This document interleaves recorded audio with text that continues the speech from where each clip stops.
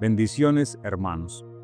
Gracias al Padre por otro día más que el Señor nos permite compartir un devocional, que tengamos un tiempo en el cual practiquemos un poco de la palabra del Señor, pero que al mismo tiempo también podamos tener una reflexión en el diario, en el día a día.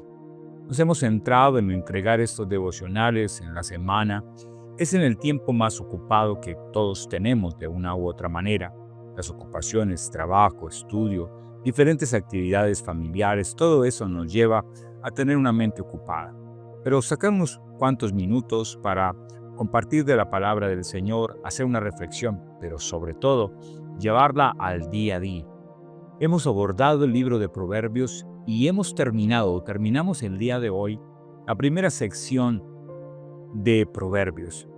Y una sección donde hemos aprendido tantas cosas, donde nos ha llevado la palabra de Dios a ver la perspectiva del diario vivir, sobre todo hablando de la moral del ser humano. Acuérdense, nosotros somos seres morales. Y eso significa de que nosotros tenemos sentimientos, emociones, iras, rabias, mal genios, todo lo que tiene que ver las emociones, pero eso nos lleva a hacerlo bajo los principios de la gracia del Señor, el temor a Dios, o bajo la insensatez. Solo hay dos caminos, solo hay dos rumbos morales.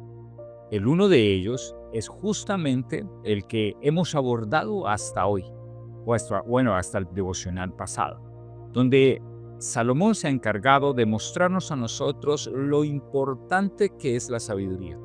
Y sobre todo nos advierte de lo contrario a la sabiduría, que es la insensatez. Y nos invita a buscar de la sabiduría como algo sumamente importante, al punto tal que la personifica, al punto tal que nos la muestra como nosotros tenemos que ver la obra del Señor Jesucristo. Pero hoy vamos a ver la contraparte. Y con esta contraparte, el proverbista va a terminar esta sección para empezar una muy bonita que estaremos en el próximo devocional. Así que vamos a leer los últimos versículos del capítulo 9 de Proverbios, donde a través de una enseñanza corta nos muestra un problema de la insensatez. También la personifica. Y vamos a leer la palabra del Señor y vamos a ver cómo nos lo dice detenidamente.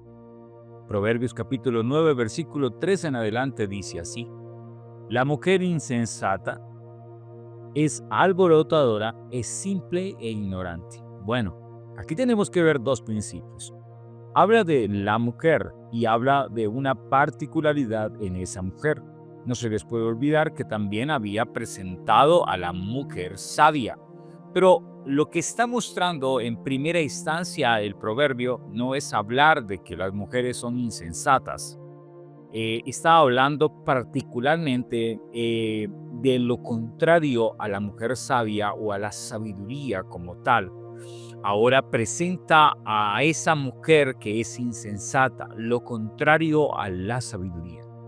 Eso también tenemos que verlo desde esta perspectiva. Claro, también hay unas contraindicaciones que podemos analizar respecto a una mujer normal que actúa de manera insensata. Y bueno, cae para las dos partes lo siguiente. También hombres insensatos también los hay, que son alborotadores. Es simple e es ignorante. Ya nos muestra entonces dos condiciones de la insensatez. Primero, la simpleza. Justamente, el diario vivir, la vanidad, todos esos asuntos que los hace ir de como el viento, de allí para allá, sin ningún tipo de propósito, a eso es lo que la palabra del Señor se refiere a simples.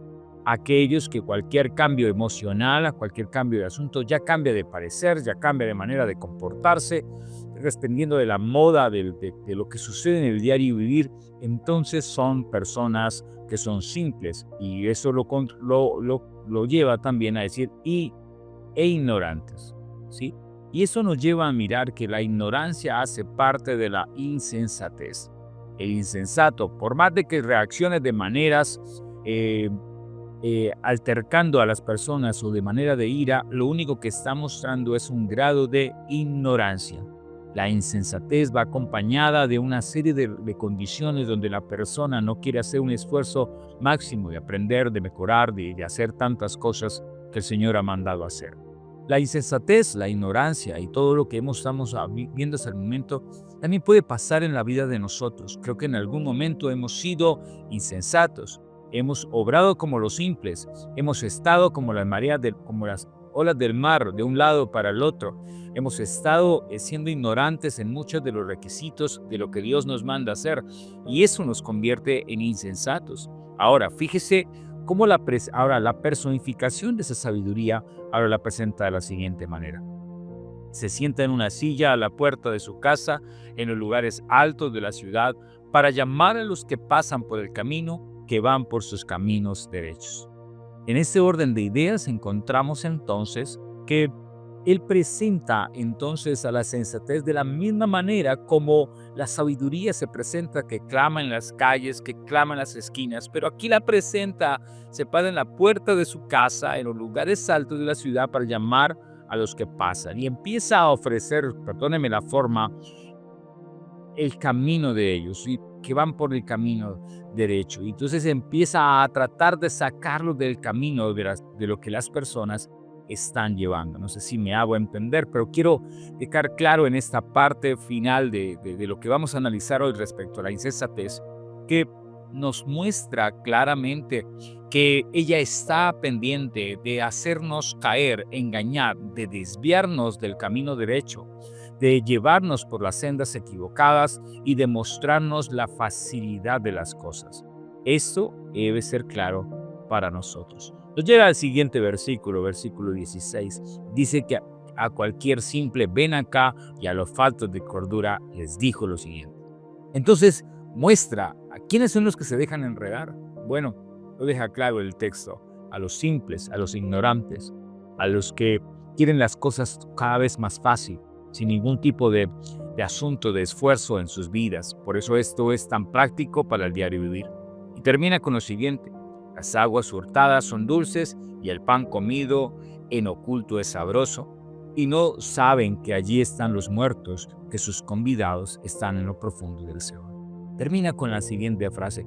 Si la colocamos a nuestros términos de nuestra tierra colombiana, podríamos decir: pórtate mal para que la pases bien, ¿cierto? Esa es la manera como nosotros también actuamos de cierta manera en el grado de la ignorancia.